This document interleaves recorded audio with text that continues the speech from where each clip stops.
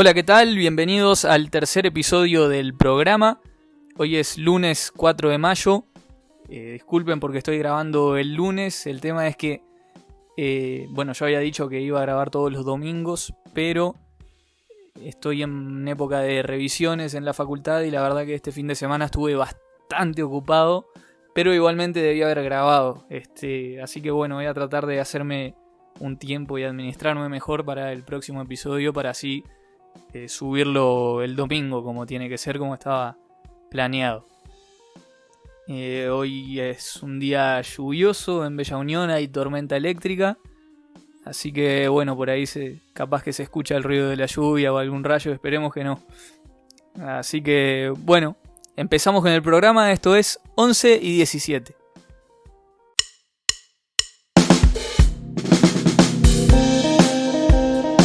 Bueno, como ya es habitual, empezamos con la sección de noticias. Esta vez quiero empezar por noticias locales de Uruguay.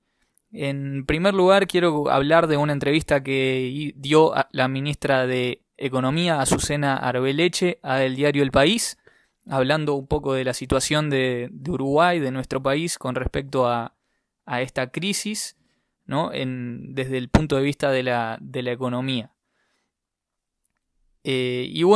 Lo que dijo la ministra, primero un poco comentó cómo había recibido ella la situación del otro gobierno. Dijo que los últimos datos que se tenían era que el déficit estaba en un 5% del PBI y el desempleo en un 10%. Así que ella mencionó esto como dos puntos que le preocupaban. Dijo que prevé para este año una caída del PBI y dice que ella y su equipo están previendo una caída abrupta y una recuperación abrupta, o sea, como una forma de V, así se refirió. Disculpen, dice que la caída va a ser muy rápida y sentida, pero que la recuperación también va a ser de la misma forma. Dice que lo que más le preocupa, también comentaba en esta entrevista, es el empleo, o mejor dicho, el desempleo. Y mencionó que para mitigar el impacto de esta crisis están trabajando sobre 3 ejes, que es el de darle liquidez a las empresas, la recuperación con medidas fiscales y las reformas a mediano plazo. También dijo que las medidas que se van a tomar para generar empleo, entre otras, son dar créditos condicionados, por ejemplo, por la cantidad de trabajadores que tenga una empresa, y usó esta frase, empujar la inversión. También dijo que para el fin de este año se prevé que se llegue a un déficit fiscal de un 6,5%. Eso sería un 1,5% mayor al que tenemos ahora, o al valor que lo recibieron, ¿no? Que fue 5%.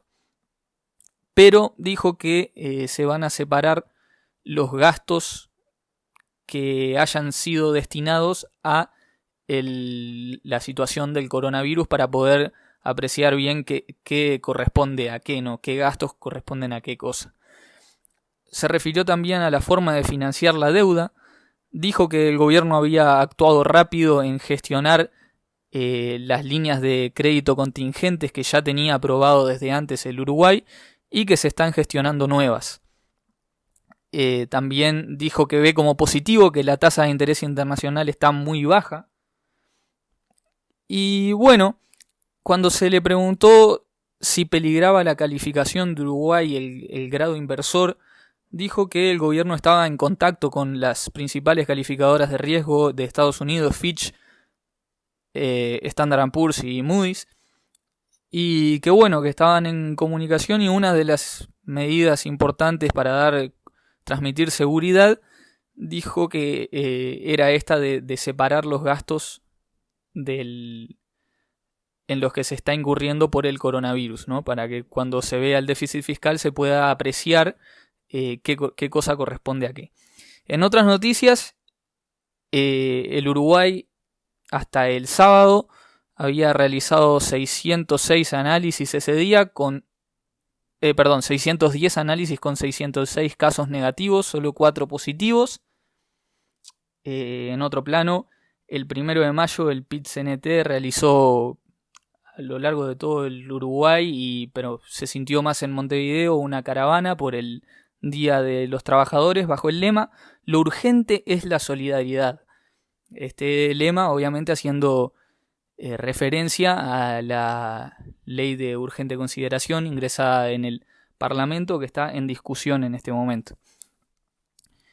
En otro ámbito, preocupa la situación de los hogares residenciales. Hay 15.000 adultos mayores viviendo en 1.208 aproximadamente hogares residenciales registrados, de los cuales 208 están en situación crítica, no las personas sino los hogares, y 110 más se dice que están por debajo del respeto a los derechos humanos. Así que esta situación obviamente que preocupa y ocupa a las autoridades del gobierno. Vamos a estar siguiendo este tema. En otras noticias, se generó una polémica también la semana pasada por la designación de Sotelo como director de medios. Bueno, desde la oposición dicen que el Gerardo Sotelo es un candidato a la carrera electoral porque figura en la lista de Laura Raffo a la Intendencia de Montevideo. Y bueno, por este motivo fue denunciado ante la Junta de Transparencia y Ética Pública por 2 senadores de la vertiente artiguista del Frente Amplio. Gerardo Sotelo, por su parte, dijo que esta nueva administración no va a permitir que existan programas ni comunicadores con sesgo político. Pasando a otro tema, el martes el Frente Amplio presentó una moción para quitar el carácter de urgente a la ley, al proyecto de ley de urgente consideración. Para que se llevara adelante esta moción se debía contar con 3/5 de aprobación de la Cámara, cosa que no sucedió porque toda la coalición multicolor no la votó como era de esperarse.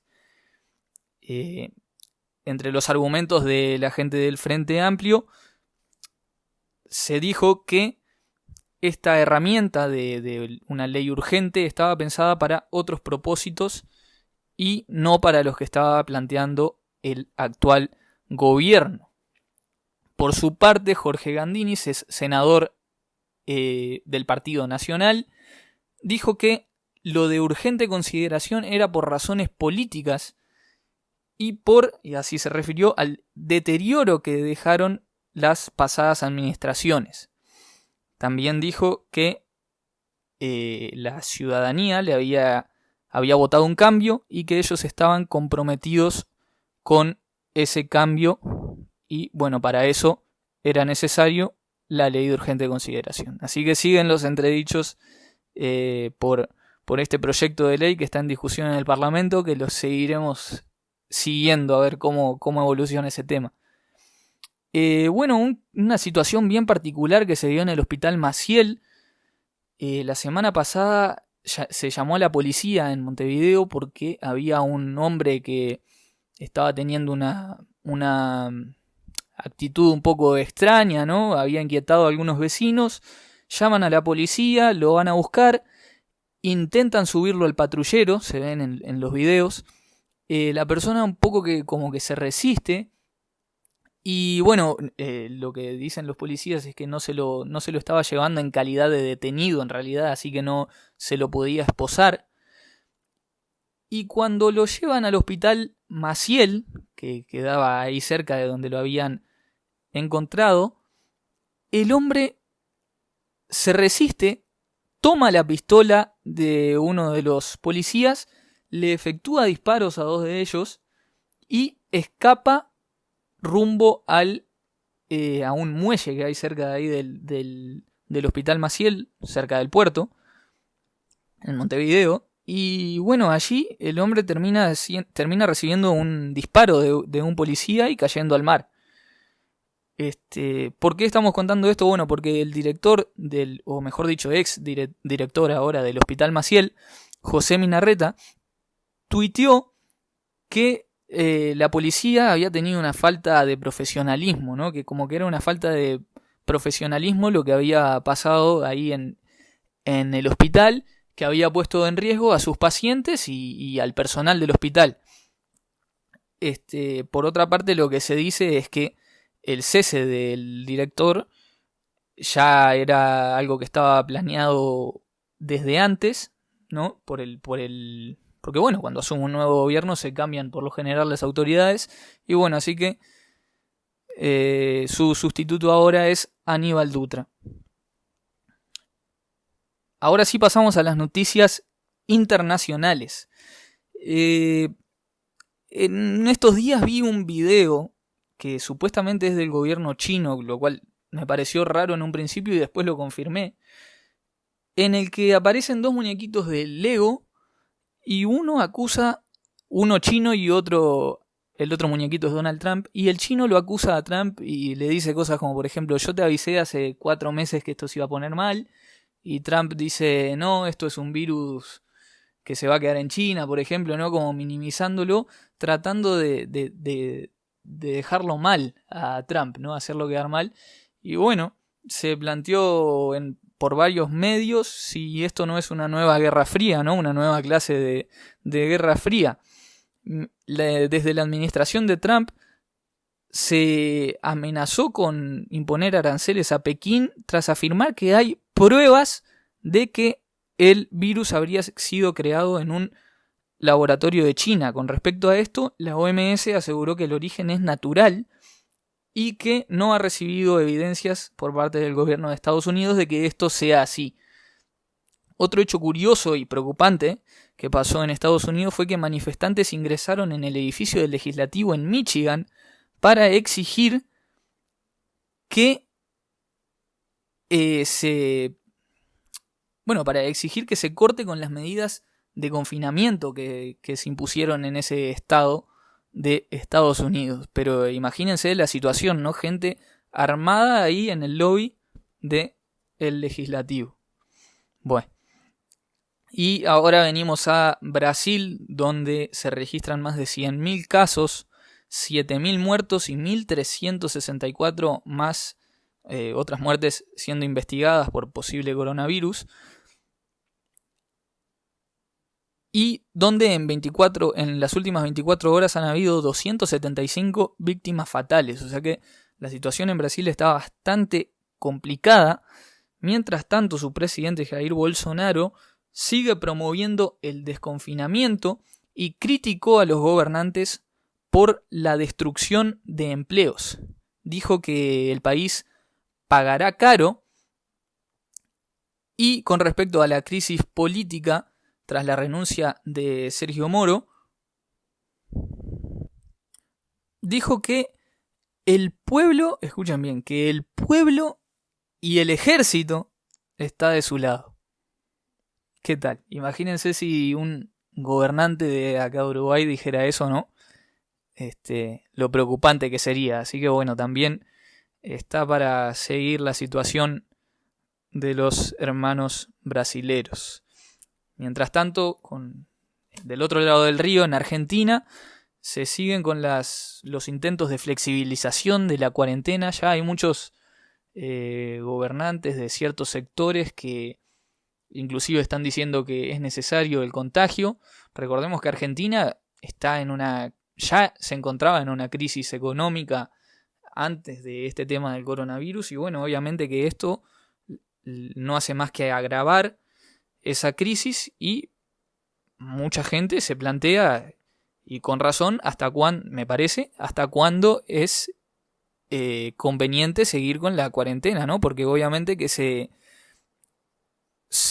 chocan dos intereses que son uno muy importante, que es el de mantener la salud de la población, pero también otro que es el de mantener o tratar de empezar a recomponer la economía, ¿no? Que son dos cosas muy importantes. Y bueno, Argentina está en ese lío en este momento, que también lo seguiremos siguiendo. Y por último, para terminar, en Francia se descubrió que el primer caso de coronavirus habría aparecido en diciembre, un mes antes de lo que se pensaba.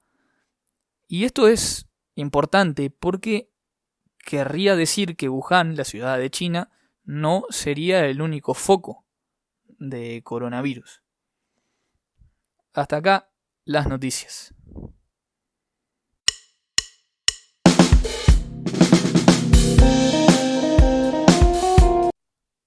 Bueno, en este segmento que se llama el dato del día, yo lo que por lo general hago es dar una recorrida por los principales diarios del mundo y en búsqueda de algún artículo que esté interesante para comentarles. Y en estos 2 programas anteriores han sido recomendaciones de estilo de vida, más que nada, ¿no?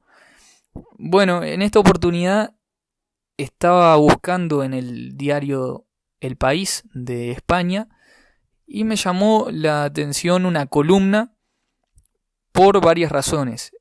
Primero, por lo breve, porque una columna por lo general es un poco extensa y esta tiene solo 3 párrafos. También porque fue escrita por el expresidente de Uruguay, José Mujica, para un diario español, lo cual también me llamó la atención. Y tercero, por el tema del cual habla, ¿no? Así que bueno, se las quise compartir porque más allá de que por ahí en algunas partes está incluida el pensamiento o la ideología del expresidente de Uruguay, en otras plantea preguntas que se las hace mucha gente alrededor del mundo, o sea, no es Mujica el único que piensa esto, pero sí tiene una capacidad de sintetizar lo que fue lo que me llamó la atención en un párrafo. Así que bueno, me parece que vale la pena compartirlo. Voy a leerles le voy a leer todo. Dice, me pregunto, ¿los humanos estamos llegando al límite biológico de nuestra capacidad política? Y empieza. Nada en demasía, decían los griegos, porque todo tiene límites y la naturaleza también, pero lo olvidamos. No se debe navegar sin timón, pero en la globalización lo olvidamos. La condujo solo la fuerza del mercado y la tecnología y no estuvo la conciencia política en este proceso. El viejo liberalismo mutó, se hizo liberalismo y abandonó su humanismo. Hoy, si pudiera creer en Dios, diría que la pandemia es una advertencia a los sapiens. Continúa en el otro párrafo, la destrucción de valor augura pobreza. Ante el peligro, la gente se refugió en el Estado. Hablan de nacionalizar, reindustrializar, de soberanía sanitaria y farmacéutica. Surgirán nacionalismos chauvinistas y salarios a la baja. Los escalones bajos de las clases medias en peligro cuestionarán a los gobiernos y serán el grito de las calles. Los autoritarismos tendrán su primavera. Lo mismo que la especulación. Intentarán apropiarse de valores a precio de ruina. Habrá quienes pidan solidaridad económica y financiera para con los pobres del mundo y algún gesto de 1000 millonarios. Los unos y los otros será como cantarle a la luna.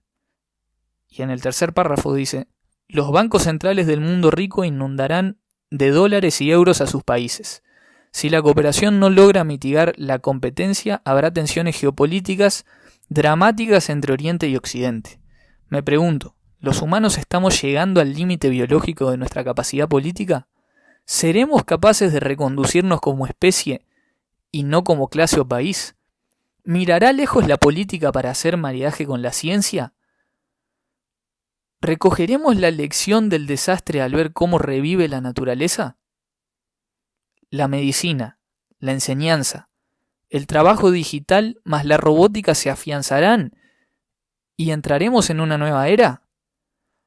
¿Habrá fuertes batallones de médicos capaces de ir a luchar por la vida en cualquier lugar o seguiremos gastando 3 millones de dólares por minuto en presupuestos militares? Todo depende de nosotros mismos.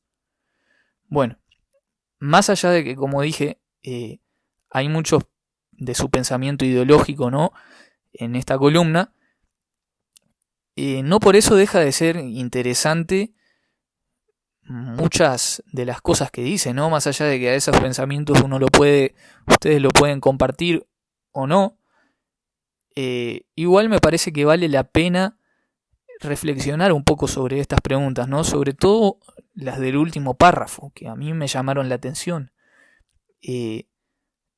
¿Seremos capaces de reconducirnos como especie y no como clase o país? ¿Mirará lejos la política para hacer maridaje con la ciencia? ¿Recogeremos la lección con todo lo que respecta a la naturaleza? ¿La medicina, la enseñanza, el trabajo digital, la robótica se afianzarán? ¿Entraremos en una nueva era? Bueno, más o en general lo que plantea es si esta pandemia, esta crisis, esta situación particular que estamos viviendo, nos va a dejar algo bueno o algo malo, si vamos a saber capitalizar las oportunidades que se nos presentan ante una crisis para salir adelante. Y bueno, yo en lo personal pienso que esto depende mucho de cada país, ¿no? Por ejemplo, la cultura de sus habitantes, los gobiernos, y cuando digo gobiernos no me refiero solamente al gobierno que esté de turno, sino a la clase política en general, a sus líderes, a su desarrollo en ciencias, en tecnología, a su capital humano, a su situación económica, porque no es lo mismo que esta pandemia, no es lo mismo en la situación que encuentra Argentina que en la situación que la encontró a China.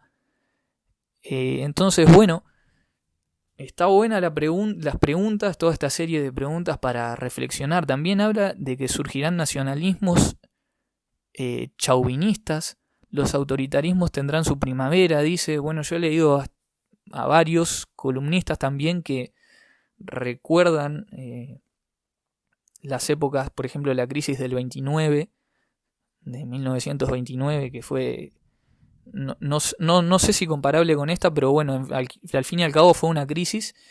Y bueno, como sabrán, después de eso surgieron muchos autoritarismos, como por ejemplo el nazismo. Y bueno, son cosas para reflexionar. La gente es verdad que se está refugiando en los gobiernos. Pero bueno, volviendo, no me quiero meter mucho en eso tampoco, sino que quiero centrarme en lo que les decía, ¿no? De avanzar en materia del trabajo digital, de la enseñanza, ¿no? O sea, hay muchas oportunidades que se están presentando. Mucha gente, lo comentábamos en la nota con mi padre en el primer programa, mucha gente se está dando cuenta de que prefiere trabajar desde la casa, de que tiene una mejor calidad de vida ahora. Se da cuenta de que muchas cosas por las que iba antes a una oficina a trabajar las puede hacer desde su casa y no pierde 2 horas yendo al trabajo por día.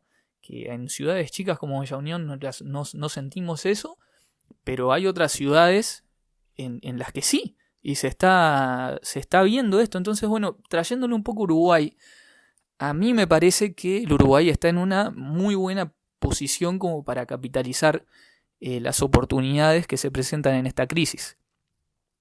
¿Por qué? Porque somos un país que, bien o mal, continuamos con las clases, en la facultad se siguen dictando clases con normalidad, en los liceos y escuelas se va por la misma línea. Con respecto a la clase política en general, me parece que en Uruguay tiene un buen nivel la clase política. Creo que en general cuando llega el momento de poner los intereses del país primero, se hace. Históricamente me parece que ha sido así y confío en que lo seguirá siendo. Y bueno, con respecto al capital humano y a la cultura de la sociedad, me parece que también tenemos ahí una oportunidad bárbara, ¿no? Prueba de ello es cómo estamos afrontando esta crisis, me parece, ¿no? O por lo menos hasta el momento uno debe ser muy cuidadoso con esas expresiones de estamos manejando muy bien el virus porque bueno, de un día para el otro se puede explotar en la cara, ¿no? Pero por lo menos lo que uno ve en la calle, ¿no? Que sale acá en Bella Unión, la ciudad más al norte del país, alejada de Montevideo, uno va al supermercado y ve al 95% de la gente con máscara. Entonces, eso te dice algo acerca de la sociedad de Uruguay. Entonces, bueno, me parece que nada, es una buena reflexión para hacer de cómo podemos aprovechar y capitalizar esto, ¿no? Y sacar algo bueno de lo malo. Así que, bueno, quise usar este espacio para esto.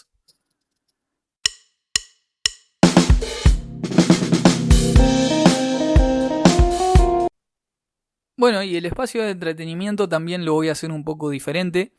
Si bien igual les voy a recomendar series.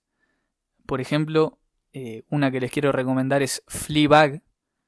Se escribe Fleabag, va todo junto y está en Netflix.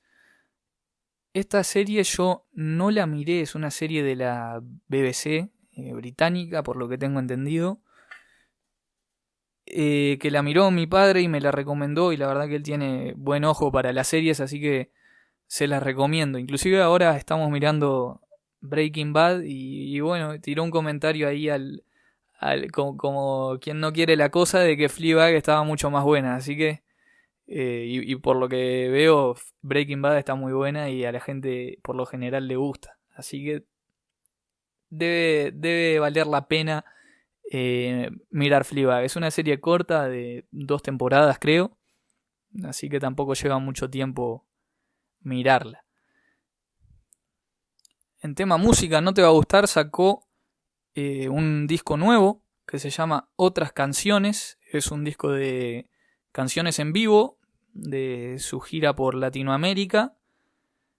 Y bueno, la verdad que yo en lo personal me encanta, no te va a gustar, y este disco estoy seguro que sí les va a gustar a ustedes, así que bueno, si tienen la oportunidad de comprarlo, háganlo, que no te va a gustar, no decepciona. Y bueno, también quería comentarles que he estado mirando un poco, descubriendo nuevas redes, ¿no? Por ejemplo Twitch, que bueno, mis hermanos la tenían descubierta hace rato, pero yo no. Y la empecé a descubrir ahora con los vivos del Kun Agüero, no sé si lo han visto, el jugador de Manchester City y de Argentina, que empezó a transmitir en vivo, bueno, a sí mismo jugando a la Play o a distintos juegos. Y la verdad que está muy bueno, muy entretenido el canal del Kun, pero trayéndolo a lo mío, voy a empezar a grabar en vivo, a transmitir en vivo por Twitch algún que otro programa. También está bueno porque ahí no molestan mucho por las licencias de la música, así que podría llegar a poner música también. Así que bueno, vi ahí una buena oportunidad. Estoy tratando de armar un estudio en casa, y cuando lo tenga presentable me parece que voy a incursionar en el mundo de Twitch, así que voy a ver cómo va eso. Si tienen algún consejo, será más que bienvenido. Y bueno, se terminó el tiempo del programa, más o menos media hora. La verdad que me llevó más tiempo de lo esperado las noticias hoy. Y bueno, les quería recordar que el programa tiene redes sociales, está en Twitter, Instagram, también en Facebook y en YouTube. Es 11 y 17 podcast en todas ellas. Así que bueno, si pueden ir a seguirlo, les agradezco. Allí también se les notifica cuando se sube un nuevo episodio o alguna nueva entrevista. Tengo planeada una entrevista para esta semana, así que probablemente esté disponible ya el jueves o viernes. Voy a tratar de que sea así. Bueno, hasta acá llegó el programa. Muchas gracias. Esto fue 11 y 17. Que pasen bien.